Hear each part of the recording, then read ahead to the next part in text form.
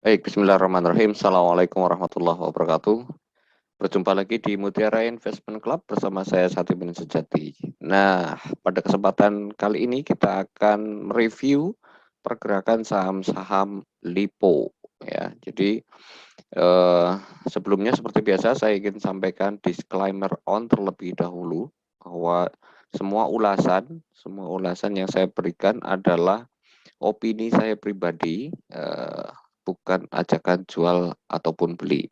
Barangkali ini lebih tepat disebut sebagai analisa seorang trader ketika mungkin saya agak terobsesi karena beberapa kali seperti yang Bapak Ibu teman-teman tahu, terutama Bapak Ibu yang ada di Mutiara Investment Club di grup Telegramnya, saya sudah beberapa kali melakukan forecast terhadap pergerakan LIPO dengan detail uh, day by day, dan alhamdulillah selama ini masih akurat gitu ya. Jadi pada kesempatan kali ini karena kemarin saya sempat menjanjikan pada teman-teman saya ingin menyampaikan view saya tentang pergerakan saham LIPO utamanya MLPL, MPPA dan LPPF gitu ya.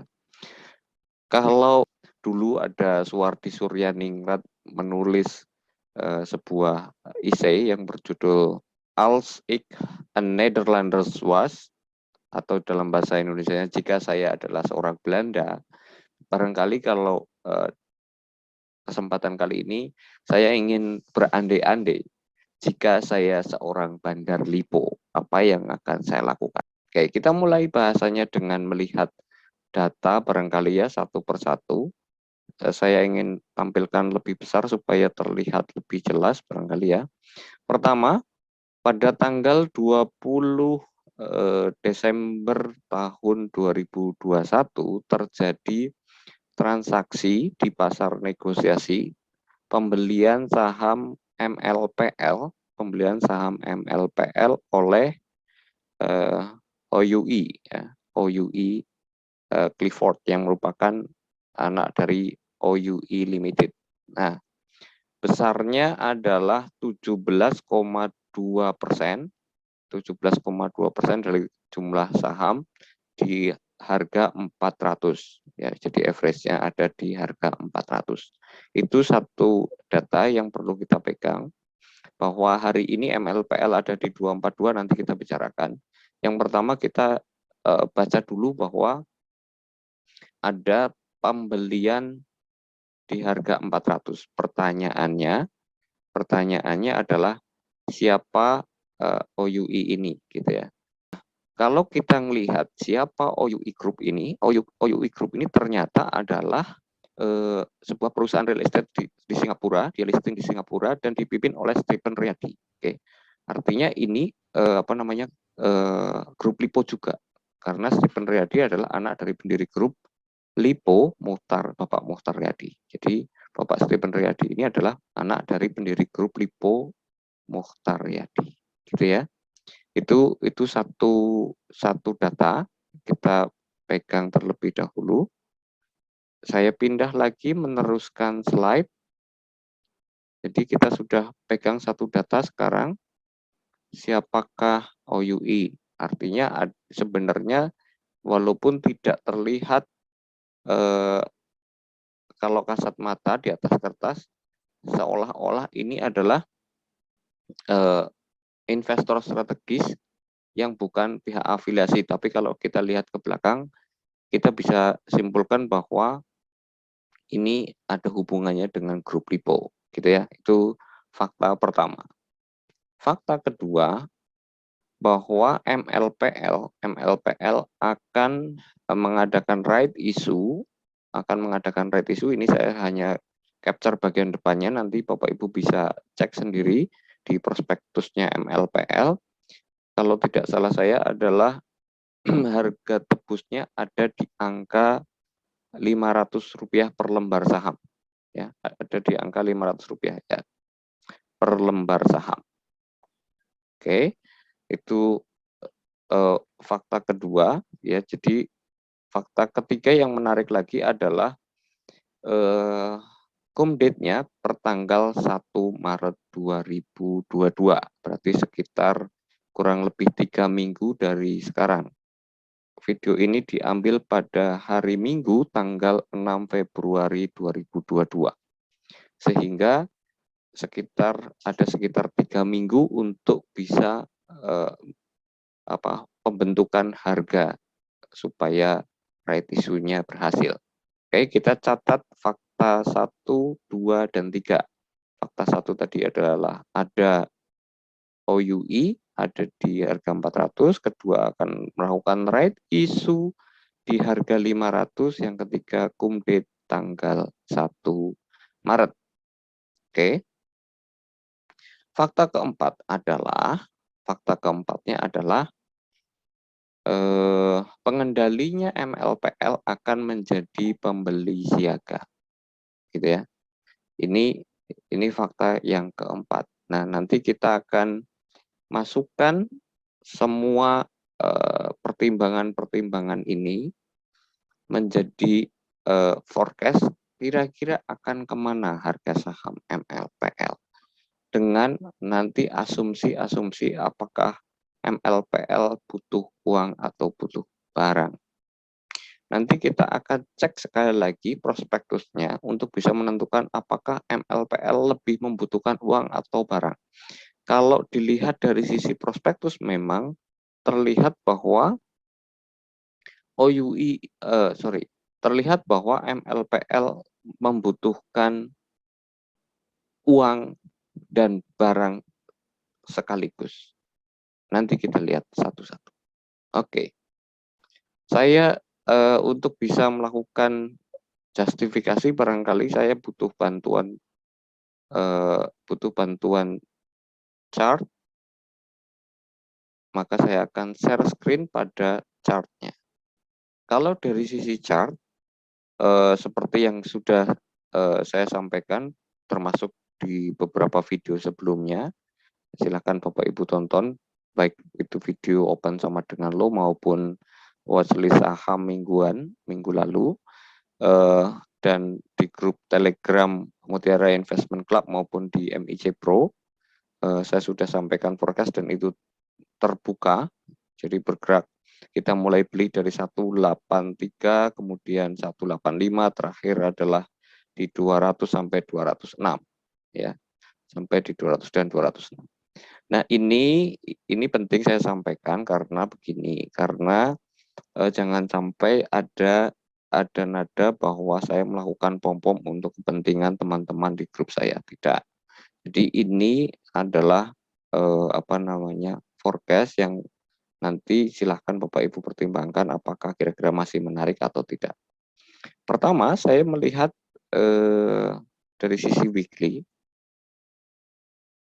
Dari sisi weekly, setelah terlihat ada candle pembalikan, kemudian ada candle yang sudah melakukan konfirmasi untuk dia balik ke atas. Yang kedua saya menggunakan data yang pertama tadi bahwa ada pembelian dari OUI di harga 400, kemudian ada RI di harga 500. Saya kembali ke time frame daily. Jika harga sekarang 242 dan akan ada RI di harga 500, kira-kira harga akan dibawa kemana? Tapi sebelum sampai situ, saya tertarik dengan harga 400 oleh OUI. Menurut saya, walaupun OUI adalah family dari grup LIPO itu sendiri, jika kita anggap sebagai entitas yang berdiri sendiri, maka saya akan berbaik hati mereka masuk di harga OUI masuk di harga 400, lalu saya berikan harga lagi di angka bawah. Jika saya seorang bandar MLPL tentu ya, maka saya akan berikan OUI harga bawah. Artinya pembelian OUI akan ada di 400 dan akan ada di akan ada di average 200-an, gitu ya. Sehingga nanti ketika pengendali utama PT IAP akan menebus sahamnya dan diharapkan OUI juga akan ikut menebus menyerap right isunya, maka average mereka tidak terlalu tinggi, tidak di harga 500 dan tidak di harga 500 dan tidak di harga 400, tapi juga ada di harga 500, ada di harga 400 dan ada di harga 200. Yang kemungkinan besar average mereka di final nanti akan ada di harga 300-an. Silahkan Bapak Ibu hitung sendiri secara detail. Nah, yang jadi pertanyaan sekarang adalah jika kita seorang trader, apa yang harus kita lakukan? Sementara average mereka yang kita tahu, yang pasti mereka harus lakukan adalah, atau yang mereka sudah lakukan adalah, yang mereka sudah lakukan di harga 400 dan yang akan mereka lakukan adalah di angka 500. Maka harga ini akan sangat wajar, harga sekarang 242 menurut saya akan sangat wajar jika dibawa ke atas karena mereka sudah melakukan pembelian yang cukup besar ditandai dengan dua volume ini, dan ketika turun ini pun nanti Bapak Ibu cek juga ada sebenarnya ada pembelian, jadi ini adalah markdown akumulasi terus kemudian terjadi pembelian besar di sini, terjadi pembelian besar di harga saya anggap average 200 lah supaya mudah. Nah, jika kepentingan RI-nya, tadi kesimpulan saya sementara atau hipotesa saya sementara adalah MLPL butuh barang sekaligus butuh uang, maka yang perlu dilakukan adalah memberikan kesempatan untuk belanja di bawah dan memastikan RI-nya sukses. Nah, ini akan tercermin di chart, Jika kita perbesar misalnya, kita melihat ada peluang MLPL akan dibawa ke setidaknya area 300 sampai 350 dan jika beruntung akan dibawa ke harga 520. Sekali lagi kita tidak tahu apa langkah selanjutnya yang dilakukan bandar. Tapi kalau menurut saya jika MLPL ingin right isunya sukses karena butuh uang dan butuh barang dalam satu kali kayuhan, dalam satu kali gerakan, maka sudah benar apa yang dilakukan, yaitu melakukan markdown akumulasi, mempersilahkan partner strategis walaupun itu adalah juga grup sendiri, melakukan akumulasi di harga bawah dari 400 sampai 200, lalu kemudian diminta untuk melakukan setoran di harga 500. Sehingga secara bisnis ini menjadi fair. Menurut saya fair secara bisnis. Oke, so apa yang perlu kita lakukan? Ya, oke, nanti kita ulas lagi. Saya sebelum sampai kesimpulan akhir, saya ingin melakukan cocokmologi terlebih dahulu. Saya masuk ke MPPA terlebih dahulu untuk bisa meneruskan bahasan MLPL. Oke. Ini saya tampilkan data MPPA. Ini saya tampilkan data MPPA, mudah-mudahan kelihatan. Periode 2021 bulan 4 tanggal 6 ada Anderson masuk di harga 404. Anderson masuk di harga 404. Sementara di akhir tahun sampai dengan hari ini Anderson terus keluar, terus jualan secara masif. Ya, jadi ini ada dua data, nanti Bapak Ibu silakan cek ulang apa yang terjadi pada MPPA. Ketika Anderson masuk, Gojek masuk, macam-macam, MPPA ditarik naik sampai 1.200-an. Ketika sudah sampai puncak MPPA Anderson jualan. Lalu pertanyaannya, mau kemana MPPA? Mari kita lihat MPPA.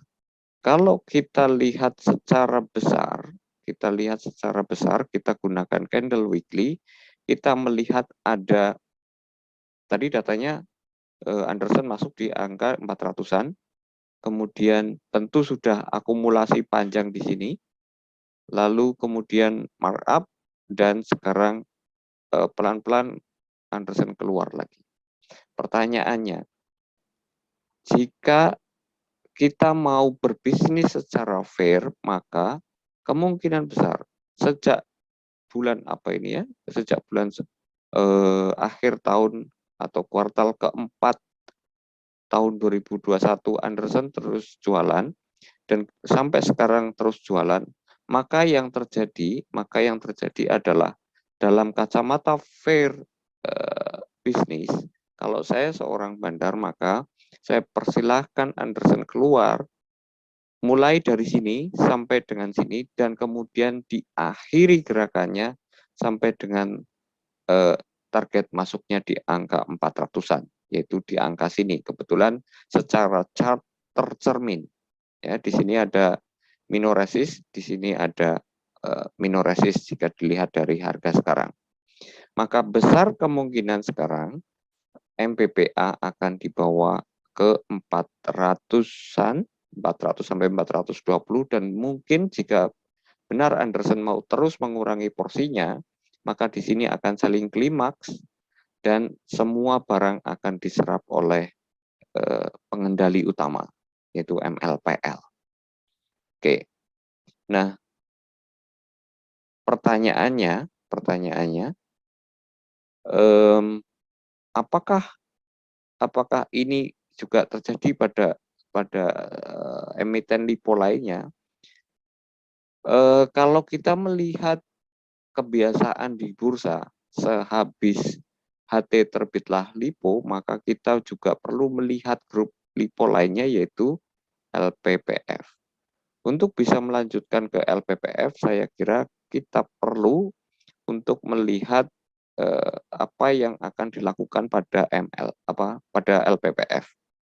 Oke, saya perbesar tampilannya. Jadi rupanya LPPF setelah kemarin selesai buyback dengan maksimal pembelian 4.700, kemarin hari Jumat juga muncul keterbukaan informasi baru, LPPF akan melakukan buyback kembali di harga maksimal 4.700 dengan maksimal dana 500 miliar. Dan menurut historinya, ketika LPPF melakukan buyback, justru harganya terus diangkat naik ke harga maksimal pembelian, yaitu 4.700. Pertanyaannya sekarang, apakah dengan momentum pergerakan MLPL, MPPA, dan LPPF yang sudah mulai rebound akan diantar sampai dengan target maksimalnya masing-masing, nanti kita akan lihat. Nah, sebelum mengakhiri bahasan, saya kira penting untuk saya sampaikan kesimpulan versi saya. Kesimpulan versi saya adalah, yang pertama, Lipo Group ingin menjadi the real pengendali atau ingin menjadi tuan rumah yang sejati bagi tiga perusahaan atau tiga emiten utamanya, yaitu MLPL, MPPA, dan LPPF. Tentu saya tidak menafikan masih ada emiten-emiten lain seperti LPCK, LPKR, dan seterusnya. Tapi setidaknya kalau kita melihat cocokmologi bahwa sehabis HT terbitlah lipo, maka kita patut untuk menjadikan tiga emiten ini menjadi watchlist kita untuk kita perhatikan. Kesimpulan sementara saya atau hipotesa saya selanjutnya adalah akan ada volatilitas yang cukup signifikan di market dalam beberapa waktu ke depan, setidaknya sampai dengan akhir Februari atau awal Maret. Ya, karena khusus untuk MLPL perlu untuk pembentukan harga teoritis supaya menarik bagi investor retail maupun investor strategis mau membeli right isunya. Untuk LPPF akan melakukan buyback, dan untuk MPPA walaupun Anderson jualan terlihat tetap dibeli. Begitu. Nah, sekarang yang jadi pertanyaan adalah ketika kita seorang trader, bagaimana kita akan memanfaatkan pergerakan dari ketiga emiten ini? Saya mencatat misalnya LPPF kemarin sudah membentuk swing low, dan ini saya anggap sebagai bottom di 3550, dan kalau merujuk pada keterbukaan informasi publik, buyback ada di 4.700, maka ada range sekitar 31% pergerakan yang bisa kita manfaatkan untuk bisa melakukan trading ya. Kita bisa memanfaatkan volatilitas gerakan di LPPF. Saya tidak ingin menyampaikan besok harga mau kemana terlebih dahulu, tapi setidaknya saya ingin menyampaikan bahwa ada range 30%-an untuk bisa kita manfaatkan ketika trading. Yang kedua ada di MLPL.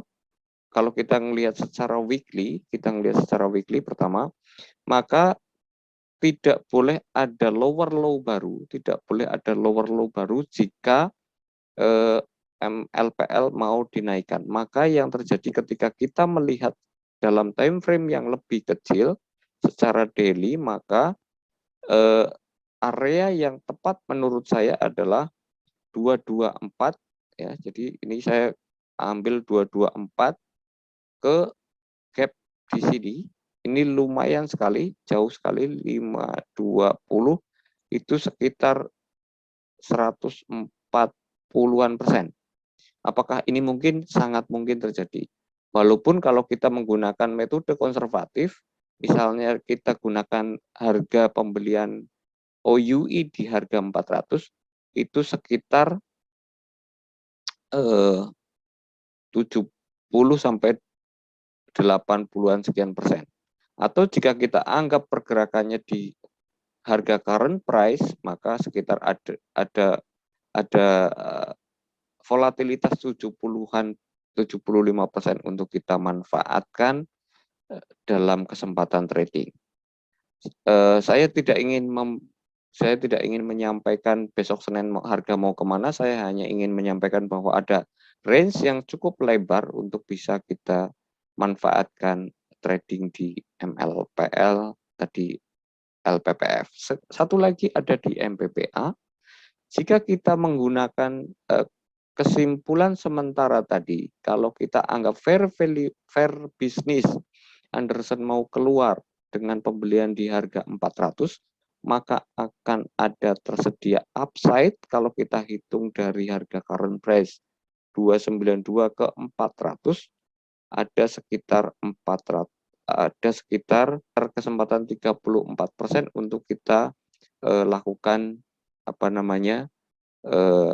untuk kita bisa manfaatkan volatilitas yang akan terjadi di market.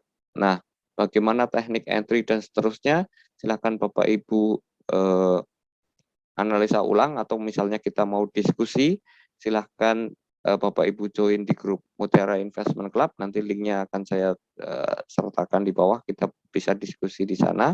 Jika Bapak Ibu punya pandangan lain atau punya insight lain tentang pergerakan saham LIPO, silahkan komentar di kolom komen. Jika Bapak Ibu merasa video ini bermanfaat, silahkan like dan subscribe video ini, bagikan ke teman-teman yang membutuhkan. Saya kira itu yang ingin saya sampaikan. Saya akhiri. Semoga bermanfaat dan semoga cuan selalu untuk kita semua. Assalamualaikum warahmatullahi wabarakatuh.